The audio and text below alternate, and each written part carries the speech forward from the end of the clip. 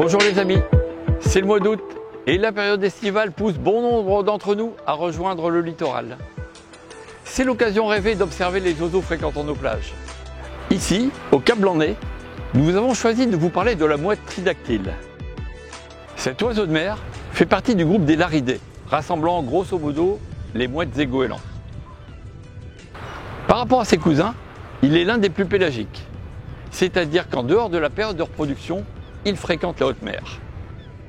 Au printemps, la mouette tridactyle rejoint la terre ferme pour y nicher.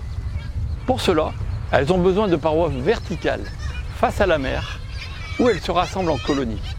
Le Pas-de-Calais accueille une des plus grandes colonies françaises avec les falaises du Cap Blanc-Nez et le port de Boulogne-sur-Mer. Les couples ont en moyenne 1 à 2 jeunes. Ces juvéniles sont en constante réclamation de nourriture dès que l'un des parents rejoint le nid.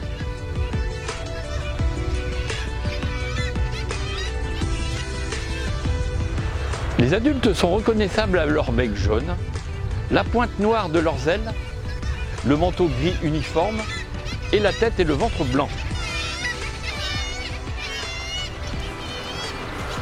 Les juvéniles, quant à eux, ont le bec sombre, un trait noir au niveau de la nuque et une barre alaire également sombre, formant un W caractéristique en vol.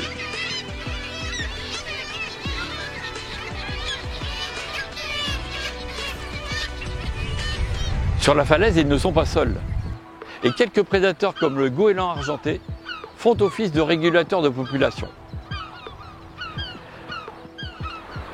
Le dérangement ou la maladresse entraîne également la chute de certains juvéniles qui ne sont pas encore aptes à l'envol.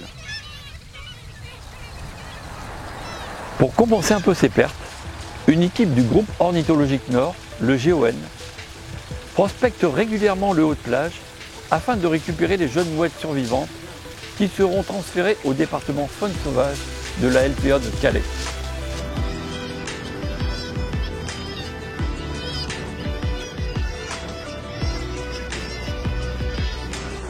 Les juvéniles y seront soignés et nourris jusqu'à leur autonomie d'envol.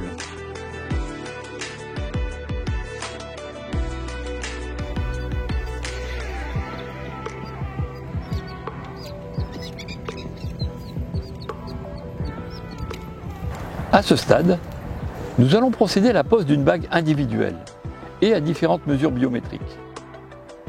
Profitons d'ailleurs de cette proximité pour illustrer la raison de leur nom vernaculaire, mouette tridactyle, qui veut dire 3 doigts. Sur cet oiseau, le doigt arrière manque, en comparaison de la patte du goéland argenté par exemple. Enfin, c'est l'heure du relâcher, direction le Cap Blanc-Nez.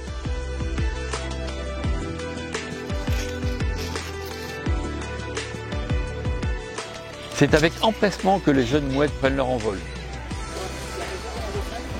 Un dernier bain comme pour se laver des manipulations humaines, et c'est le grand départ pour, nous l'espérons, une longue vie de voyage en haute mer.